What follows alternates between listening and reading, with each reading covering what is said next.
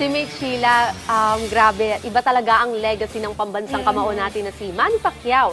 Pero bukod nga sa kanya, nagpapalakas na rin ang kanyang anak na si Jimwell Pacquiao nga. Kasi nga, gusto din niya sundin yung yapak ng kanyang ama na balang araw ay makatungtong sa boxing ring bilang isang professional boxer.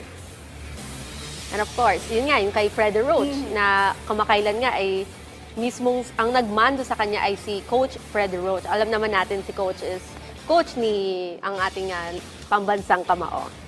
Pero of course, meron ang kabuang balitang yan ay meron tayong inihanda from teammate Rafael Bandayrel.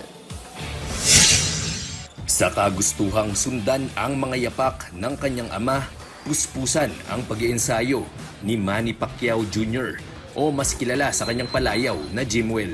Dito siya pumupulot ng karanasan at nagpapahinog sa Wildcard Gym sa Los Angeles, California. Ang parehong lugar kung saan nahubog ang kanyang tatay na si pambansang kamao Manny Pacquiao sa pagiging isang 8th Division World Champion. Amateur boxer pa lang si Jimwell ngayon, kaya ganun na lamang siya tutukan ng legendary trainer na si Coach Freddie Roach.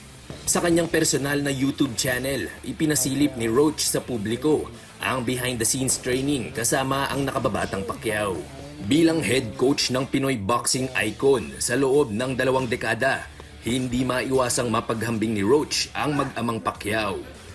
It was fun being in there with Pacquiao, the great one, and his son. Pacquiao did well today. He put his combination together very well and tried to change up his combinations and show some good power shots. A little bit. They both have good legs. They move around the ring very well. Para kay Jimwell, napaka-espesyal ng pagkakataong matuto sa ilalim ng isa sa mga alamat ng boxing. It feels amazing. It's amazing. It's nice to get a chance to, you know. Been watching them for a long time with my dad, and it's nice.